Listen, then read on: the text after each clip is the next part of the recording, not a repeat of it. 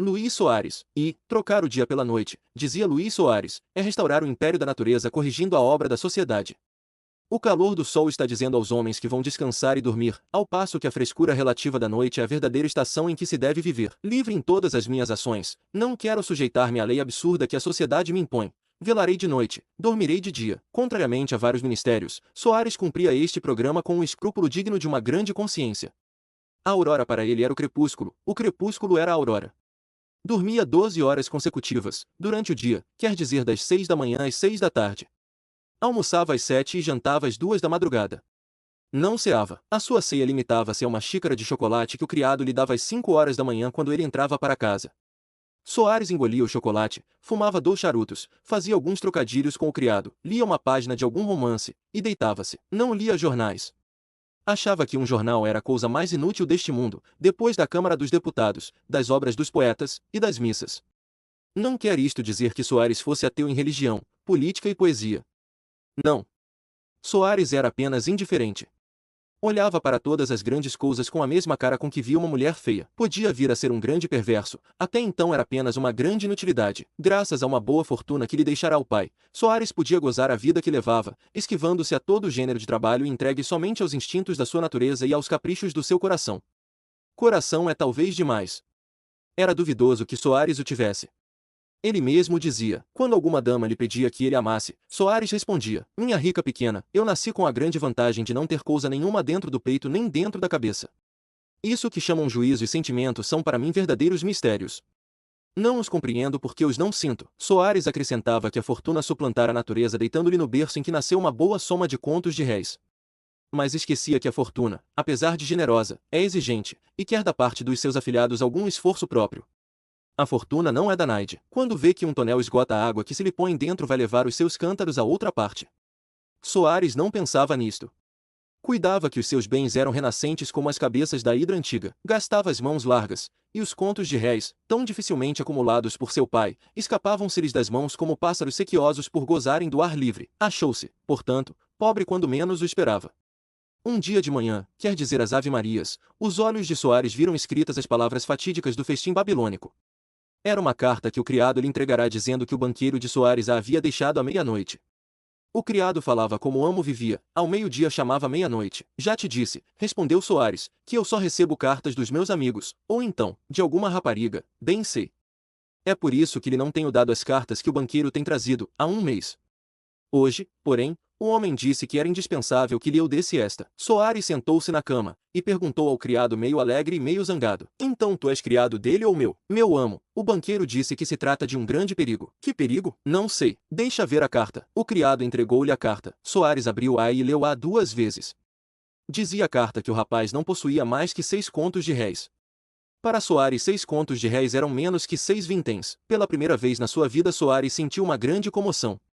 A ideia de não ter dinheiro nunca lhe havia acudido ao espírito. Não imaginava que um dia se achasse na posição de qualquer outro homem que precisava de trabalhar. Almoçou sem vontade e saiu. Foi ao alcazar. Os amigos acharam-no triste. Perguntaram-lhe se era alguma mágoa de amor. Soares respondeu que estava doente. As laís da localidade acharam que era de bom gosto ficarem tristes também. A consternação foi geral. Um dos seus amigos, José Pires, propôs um passeio a Botafogo para distrair as melancolias de Soares. O rapaz aceitou. Mas o passeio a Botafogo era tão comum que não podia distraí-lo. Lembraram-se de ir ao Corcovado, ideia que foi aceita e executada imediatamente. Mas que há que possa distrair um rapaz nas condições de Soares? A viagem ao Corcovado apenas lhe produziu uma grande fadiga, aliás útil, porque, na volta, dormiu o rapaz a sono solto. Quando acordou mandou dizer ao Pires que viesse falar-lhe imediatamente. Daí a 1 hora parava um carro à porta, era o Pires que chegava, mas acompanhado de uma rapariga morena que respondia ao nome de Vitória. Entraram os 2 pela sala de Soares com a franqueza e o estrépito naturais entre pessoas de família. Não está doente? Perguntou Vitória ao dono da casa. Não, respondeu este. Mas por que veio você? É boa. Disse José Pires. Veio porque é a minha xícara inseparável. Querias falar-me em particular? Queria, pois falemos aí em qualquer canto. Vitória fica na sala vendo os álbuns. Nada, interrompeu a moça. Nesse caso vou-me embora. É melhor, só imponho uma condição, é que ambos hão de ir depois lá para casa. Temos seata. Valeu. Disse Pires. Vitória saiu. Os 2 rapazes ficaram sós. Pires era o tipo do bisbilhoteiro e leviano. Ele cheirando novidade preparava-se para instruir-se de tudo. Lisonjeava a confiança de Soares, e adivinhava que o rapaz ia comunicar-lhe alguma coisa importante. Para isso assumiu um ar condigno com a situação. Sentou-se comodamente em uma cadeira de braços, pôs o castão da bengala na boca e começou o ataque com estas palavras: "Estamos sós, que me queres?" Soares confiou-lhe tudo, leu-lhe a carta do banqueiro, mostrou-lhe em toda a nudez a sua miséria. Disse-lhe que naquela situação não via solução possível, e confessou ingenuamente que a ideia do suicídio o havia alimentado durante longas horas. "Um suicídio!" exclamou Pires. "Estás doudo, doudo!" Respondeu Soares: "Entretanto não vejo outra saída neste beco. Demais, é apenas meio suicídio, porque a pobreza já é meia morte. Convenho que a pobreza não é coisa agradável, e até acho." Pires interrompeu-se, uma ideia súbita atravessara-lhe o espírito, a ideia de que Soares acabasse a conferência por pedir-lhe dinheiro. Pires tinha um preceito na sua vida, era não emprestar dinheiro aos amigos. "Não se empresta sangue", dizia ele. Soares não reparou na frase cortada do amigo, e disse: "Viver pobre depois de ter sido rico, é impossível." "Nesse caso que me queres tu?" perguntou Pires, a quem pareceu que era bom atacar o touro de frente. "Um conselho, inútil conselho, pois que já tens uma ideia fixa, talvez. Entretanto confesso que não se deixa a vida com facilidade, e mal ou boa, sempre custa morrer. Por outro lado, ostentar a minha miséria diante das pessoas que me viram rico é uma humilhação que eu não aceito." "Que farias tu no meu lugar?" "Homem," respondeu Pires, "há muitos meios. Venha um. Primeiro meio. Vai para Nova York e procura uma fortuna. Não me convém, nesse caso fico no Rio de Janeiro. Segundo meio. Arranje um casamento rico. É bom de dizer. Onde está esse casamento? Procura. Não tens uma prima que gosta de ti? Creio que já não gosta, e demais não é rica, tem apenas 30 contos, despesa de um ano. É um bom princípio de vida. Nada. Outro meio. Terceiro meio, e o melhor. Vai à casa de teu tio, angaria-lhe estima, dize que estás arrependido da vida passada, aceita um emprego, enfim vê se te constitui seu herdeiro universal." Soares não respondeu, a ideia pareceu-lhe boa. "Aposto que te agrada o terceiro meio?" perguntou Pires rindo. "Não é mal. Aceito, e bem sei que é difícil e demorado, mas eu não tenho muitos à escolha." "Ainda bem", disse Pires levantando-se. "Agora o que se quer é algum juízo. Há de custar-te o sacrifício, mas lembra-te de que é o meio único de teres dentro de pouco tempo uma fortuna. Teu tio é um homem achacado de moléstias, qualquer dia bate a bota. Aproveita o tempo. E agora vamos à ceia da vitória." "Não vou", disse Soares, "quero acostumar-me desde já a viver vida nova." "Bem, adeus. Olha, confiei-te isto a ti só, guarda-me segredo." "Sou um túmulo", respondeu Pires descendo a escada. Mas no dia seguinte já os rapazes e raparigas sabiam que Soares ia fazer-se anacoreta, por não ter dinheiro nenhum. O próprio Soares reconheceu isto no rosto dos amigos. Todos pareciam dizer-lhe: "É pena. Que pândego vamos nós perder?" Pires nunca mais o visitou. Segunda, o tio de Soares chamava-se Major Luís da Cunha Vilela, e era com efeito um homem já velho e adoentado. Contudo não se podia dizer que morreria cedo. O Major Vilela observava um rigoroso regime que lhe ia entretendo a vida. Tinha os bons 60 anos. Era um velho alegre e severo ao mesmo tempo. Gostava de rir, mas era implacável com os maus costumes. Constitucional por necessidade, era no fundo de sua alma absolutista. Chorava pela sociedade antiga, criticava constantemente a nova. Enfim foi o último homem que abandonou a cabeleira de rabicho. Vivia o Major Vilela em Catumbi, acompanhado de sua sobrinha Adelaide, e mais uma velha parenta. A sua vida era patriarcal. Importando-se pouco ou nada com o que ia por fora, o major entregava-se todo ao cuidado de sua casa, aonde poucos amigos e algumas famílias da vizinhança o iam ver, e passar as noites com ele. O major conservava sempre a mesma alegria, ainda nas ocasiões em que o reumatismo o prostrava. Os reumáticos dificilmente acreditarão nisto, mas eu posso afirmar que era verdade. Foi num dia de manhã, felizmente um dia em que o major não sentia o menor achaque, e ria e brincava com as duas parentas, que Soares apareceu em Catumbi à porta do tio. Quando o major recebeu o cartão com o nome do sobrinho, supôs que era alguma caçoada. Podia contar com todos em casa, menos o sobrinho. Faziam já 2 anos que o não via, e entre a última e a penúltima vez tinha mediado 1 ano e meio. Mas o moleque disse-lhe tão seriamente que o nhonho Luís estava na sala de espera, que o velho acabou por acreditar. "Que te parece, Adelaide?" A moça não respondeu. O velho foi à sala de visitas. Soares tinha pensado no meio de aparecer ao tio. Ajoelhar-se era dramático demais, cair-lhe nos braços exigia certo impulso íntimo que ele não tinha, além de que, Soares vexava-se de ter ou fingir uma comoção. Lembrou-se de começar uma conversação alheia ao fim que o levava lá, e acabar por confessar-se disposto a arrepiar carreira. Mas este meio tinha o inconveniente de fazer preceder a reconciliação por um sermão, que o rapaz dispensava. Ainda não se resolvera a aceitar um dos muitos meios que lhe vieram à ideia, quando o major apareceu à porta da sala. O major parou à porta sem dizer palavra e lançou sobre o sobrinho um olhar severo e interrogador. Soares hesitou um instante, mas como a situação podia prolongar-se sem benefício seu, o rapaz seguiu um movimento natural, foi ao tio e estendeu-lhe a mão. Meu tio, disse ele, não precisa dizer mais nada, o seu olhar diz-me tudo. Fui pecador e arrependo-me. Aqui estou. O major estendeu-lhe a mão, que o rapaz beijou com o respeito de que era susceptível. Depois encaminhou-se para uma cadeira e sentou-se. O rapaz ficou de pé. Se o teu arrependimento é sincero, abro-te a minha porta e o meu coração. Se não é sincero, podes ir embora. Há muito tempo que não frequento a casa da ópera, não gosto de comediantes. Soares protestou que era sincero. Disse que fora dissipado e doudo, mas que aos 30 anos era justo ter juízo. Reconheci agora que o tio sempre tivera razão. Supus ao princípio que eram simples rabugices de velho, e mais nada, mas não era natural esta leviandade num rapaz educado no vício? Felizmente corrigia-se a tempo. O que ele agora queria era entrar em bom viver, e começava por aceitar um emprego público que o obrigasse a trabalhar e fazer-se sério. Tratava-se de ganhar uma posição. Ouvindo o discurso de que fiz o extrato acima, o major procurava adivinhar o fundo do pensamento de Soares. Seria ele sincero? O velho concluiu que o sobrinho falava com a alma nas mãos. A sua ilusão chegou ao ponto de ver-lhe uma lágrima nos olhos, lágrima que não apareceu, nem mesmo fingida. Quando Soares acabou, o major estendeu-lhe a mão e apertou a que o rapaz lhe estendeu também. Creio, Luís. Ainda bem que te arrependeste a tempo. Isso que vivias não era vida nem morte, a vida é mais digna e a morte mais tranquila do que a existência que malbarataste. Entras agora em casa como um filho pródigo. Terás o melhor lugar à mesa. Esta família é a mesma família. O major continuou por este tom. Soares ouviu a pé quedo o discurso do tio. Dizia consigo que era a mostra da pena que ia sofrer, e um grande desconto dos seus pecados. O major acabou levando o rapaz para dentro, onde os esperava o almoço. Na sala de jantar estavam Adelaide e a velha parenta. A senhora Antônia de Moura Vilela recebeu Soares com grandes exclamações que envergonharam sinceramente o rapaz. Quanto a Adelaide, apenas o cumprimentou sem olhar para ele. Soares retribuiu o cumprimento. O major reparou na frieza, mas parece que sabia alguma coisa, porque apenas deu uma risadinha amarela, coisa que lhe era peculiar. Sentaram-se à mesa, e o almoço correu entre as pilhérias do major, as recriminações da senhora Antônia, as explicações do rapaz e o silêncio de Adelaide. Quando o almoço acabou, o major disse ao sobrinho que fumasse, concessão enorme que o rapaz a custo aceitou.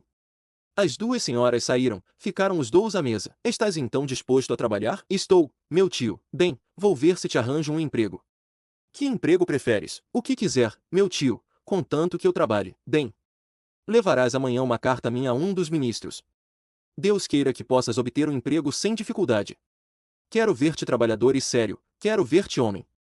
As dissipações não produzem nada, a não serem dívidas e desgostos. Tens dívidas? Nenhuma, respondeu Soares. Soares mentia. Tinha uma dívida de alfaiate, relativamente pequena, queria pagá-la sem que o tio soubesse. No dia seguinte o major escreveu a carta prometida, que o sobrinho levou ao ministro, e tão feliz foi, que daí a um mês estava empregado em uma secretaria com um bom ordenado. Cumpre fazer justiça ao rapaz. O sacrifício que fez de transformar os seus hábitos da vida foi enorme, e a julgá-lo pelos seus antecedentes, ninguém o julgara capaz de tal. Mas o desejo de perpetuar uma vida de dissipação pode explicar a mudança e o sacrifício. Aquilo na existência de Soares não passava de um parênteses mais ou menos extenso. Almejava por fechá-lo e continuar o período como havia começado, isto é, vivendo com Aspásia e pagodeando com Alcibíades. O tio não desconfiava de nada, mas temia que o rapaz fosse novamente tentado à fuga, ou porque o seduzisse a lembrança das dissipações antigas, ou porque o aborrecesse a monotonia e a fadiga do trabalho. Com o fim de impedir o desastre, lembrou-se de inspirar-lhe a ambição política. Pensava o major que a política seria um remédio decisivo para aquele doente, como se não fosse conhecido que os louros de Lovelace e os de Turgot andam muita vez na mesma cabeça. Soares não desanimou o major. Disse que era natural acabar a sua existência na política, e chegou a dizer que algumas vezes sonhara com uma cadeira no parlamento. Pois eu verei se te posso arranjar isto, respondeu o tio. O que é preciso é que estudes a ciência da política, a história do nosso parlamento e do nosso governo, e principalmente é preciso que continues a ser o que és hoje, um rapaz sério. Se bem o dizia o major, melhor o fazia Soares, que desde então meteu-se com os livros e lia com afinco as discussões das câmaras. Soares não morava com o tio, mas passava lá todo o tempo que lhe sobrava do trabalho, e voltava para casa depois do chá, que era patriarcal, e bem diferente das seatas do antigo tempo. Não afirmo que entre as duas fases da existência de Luís Soares não houvesse algum elo de união, e que o emigrante das terras de Gnido não fizesse de quando em quando alguma excursão à pátria. Em todo caso essas excursões eram tão secretas que ninguém sabia delas, nem talvez os habitantes das referidas terras, com exceção dos poucos escolhidos para receberem o expatriado. O caso era singular, Porque naquele país não se reconhece o cidadão naturalizado estrangeiro, ao contrário da Inglaterra, que não dá aos súbditos da rainha o direito de escolherem outra pátria. Soares encontrava-se de quando em quando com Pires. O confidente do convertido manifestava sua amizade antiga oferecendo-lhe um charuto de Havana e contando-lhe algumas boas fortunas havidas nas campanhas do amor, em que o alarve supunha ser consumado general. Havia já 5 meses que o sobrinho do Major Vilela se achava empregado, e ainda os chefes da repartição não tinham tido um só motivo de queixa contra ele. A dedicação era digna de melhor causa. Exteriormente via-se em Luís Soares um monge, raspando-se um pouco achava-se o diabo. Ora, o diabo viu de longe uma conquista. Terceira, a prima Adelaide tinha 24 anos, e a sua beleza, no pleno desenvolvimento da sua mocidade, tinha em si o condão de fazer morrer de amores.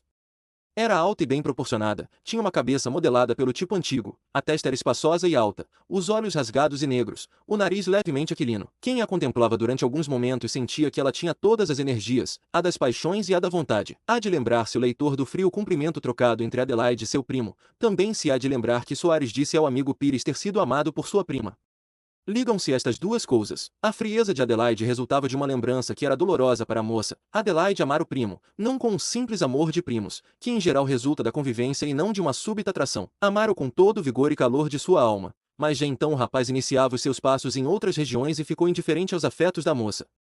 Um amigo que sabia do segredo perguntou-lhe um dia por que razão não se casava com Adelaide, ao que o rapaz respondeu friamente: quem tem a minha fortuna não se casa, mas se casa é sempre com quem tem a mais.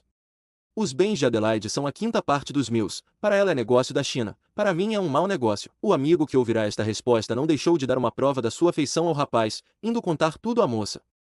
O golpe foi tremendo, não tanto pela certeza que lhe dava de não ser amada, como pela circunstância de nem ao menos ficar-lhe o direito de estima.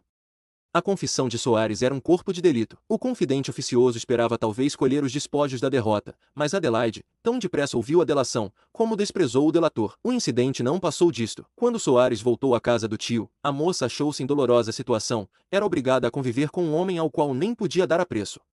Pela sua parte, o rapaz também se achava acanhado, não porque lhe doessem as palavras que dissera um dia, mas por causa do tio que ignorava tudo.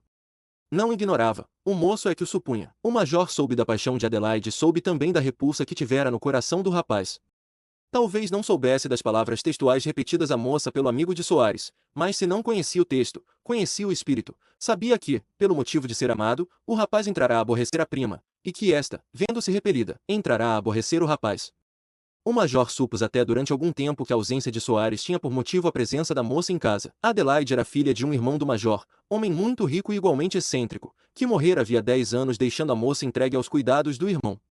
Como o pai de Adelaide fizera muitas viagens, parece que gastou nelas a maior parte da sua fortuna. Quando morreu apenas coube a Adelaide, filha única, cerca de 30 contos, que o tio conservou intactos para serem o dote da pupila. Soares ouve-se como pôde na singular situação em que se achava.